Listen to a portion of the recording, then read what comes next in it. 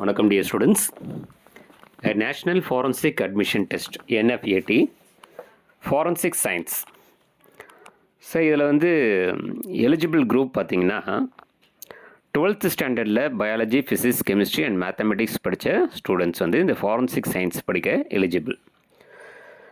So இதில் பார்த்தீங்கன்னா இவங்க என்ன கொடுக்குறாங்கன்னா பிஎஸ்சி, எம்எஸ்சி 5 year இன்டெகிரேட்டட் கோர்சஸாக ப்ரொவைட் பண்ணுறாங்க. இதில் எலிஜிபிலிட்டி க்ரைட்டீரியா அப்படிங்கிறது பார்த்தீங்கன்னா கேண்டிடேட்ஸ் வந்து 10+2 பாஸ்டாக இருக்கணும். அதுக்கப்புறம் வந்து சயின்ஸில் பார்த்தீங்கன்னா இந்த physics, chemistry, biology, mathematics at least 60% marks இருக்கணும். ஸோ அப்ளிகேஷன் டேட் பார்த்தீங்கன்னா February 1st வீக்கில் வரும். So date of entrance exam வந்து May 1st வீக்லேயும், அந்த என்ட்ரன்ஸ் எக்ஸாமோட ரிசல்ட் பார்த்தீங்கன்னா June 1st வீக்லேயும் இருக்கும். கவுன்சிலிங் டேட் பார்த்தீங்கன்னா June 2nd வீக்கில் இருக்கும். இந்த கொஸ்டின் பேப்பர்லாம் ஃபுல்லாக பார்த்தீங்கன்னா இங்கிலீஷில் தான் இருக்கும். ஸோ இதில் வந்து அவங்க கேட்குற கொஸ்டின்ஸ் பார்த்தீங்கன்னா எப்படி இருக்குன்னா செக்ஷன் ஏலேருந்து செக்ஷன் H வரைக்கும் இருக்கும். செக்ஷன் ஏ பார்த்தீங்கன்னா ஃபிசிக்ஸில் 20 கொஸ்டின்ஸ் கேட்பாங்க. ஸோ பேசிக்காக ஃபண்டமெண்டலாக அதாவது electromagnetics and electromagnetic induction, wave and optics, fundamental nuclear and atomic physics, semiconductor, electronics, thermodynamics, இந்த மாதிரிலாம் இருக்கும். So electrostatics, field and potential, elements of modern physics இதெல்லாம் இருக்கும். ஸோ சப்ஜெக்ட் 2 அதாவது செக்ஷன் பியாக பார்க்குறது பார்த்தீங்கன்னா கெமிஸ்ட்ரி. இதில் 20 கொஸ்டின்ஸ், கொஸ்டினுக்கு 1 மார்க், 20 மார்க். ஸோ இது எப்படி இருக்குன்னா basic concepts of chemistry, structure of atom, classification of elements and periodicity, அப்புறம் chemical bonding, molecular structures. So அதுக்கப்புறம் வந்து chemical thermodynamics, chemical kinetics, solid state, so equilibrium, redox reactions, அப்புறம் SPEDEF block elements, அப்புறம் hydrocarbons, அப்புறம் basic principles of organic chemistry, polymers, chemistry in everyday life. இதுலேருந்து பார்த்தீங்கன்னா ஒரு 20 questions கேட்பாங்க. அப்புறம் செக்ஷன் சி பார்த்தீங்கன்னா இட்ஸ் பயாலஜி. ஸோ இதுலேயும் வந்து ஒரு 20 கொஸ்டின்ஸ், 20 மார்க்ஸ். ஸோ பயாலஜியில் பார்த்தீங்கன்னா diversity of living organisms, structural organisation in plants and animals, cell biology and biomolecules, human physiology, genetics and evolution, microbiology, biotechnology, ecology and environment.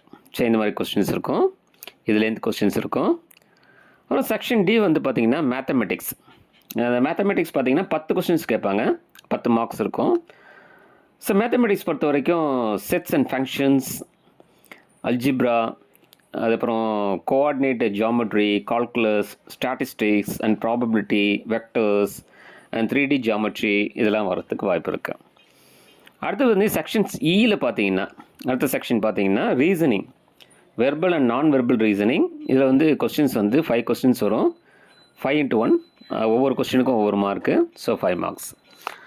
So அடுத்த section பார்த்தீங்கன்னா section F வந்து English grammar. English கிராமருடைய basic grammar, figures of speech, verbs, tenses, direct and indirect speeches, அப்புறம் voices, அப்புறம் modals, அப்புறம் subject, verb, concord, determiners, forms of sentences. இதுலேருந்து 10 questions வரும். So 10x1 10 mark. அதுக்கப்புறம் செக்ஷன் ஜி அப்படிங்கிறது பார்த்தீங்கன்னா ஜென்ரல் நாலேஜ், ஜிகேல வரும். அதில் பார்த்தீங்கன்னா 10 கொஸ்டின்ஸ் வரும், 10x1 10 மார்க். அதாவது general knowledge, current affairs of national and international importance, invention and discoveries, science and technology இப்படின்னு இருக்கும். ஸோ லாஸ்ட் செக்ஷன் பார்த்தீங்கன்னா basics of computer science. So computer சயின்ஸில் வந்து பேசிக்ஸ் ஆஃப் கம்ப்யூட்டர் சயின்ஸில் 5 கொஸ்டின்ஸ் ஒரு கேட்பாங்க. Computer and its applications, components of computer system, central processing CPU, central processing unit, input and output devices, computer memory, concepts of hardware and software, concepts of computing, data and information, number system and convention, basics of computer networks, concepts of internet and its applications, WWW இதை பற்றி கேட்பாங்க, world wide web, search engines, URL, domain name. So இதெல்லாம் வந்து questions இருக்கும். So 100 questions, dear students, 100 questions, ஒவ்வொரு கொஸ்டினுக்கும் ஒவ்வொரு mark. So 100 marks. I again repeat, Section A Physics, Section B Chemistry, Section C Biology, Section D Mathematics, Section E Reasoning, Section F English Grammar, Section G General Knowledge, Section H Basics of Computer Science. Forensic science படித்தா என்ன job opportunities இருக்குது? Crime science investigator ஆகலாம், அதாவது they spend time at crime scenes.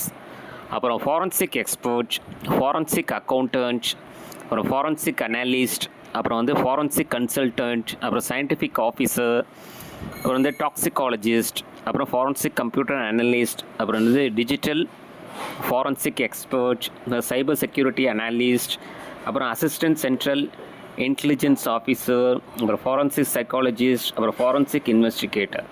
So இன்னும் நிறைய வேலை வாய்ப்புகள் இருக்குது இந்த ஃபாரன்சிக் சயின்ஸ் படித்தா.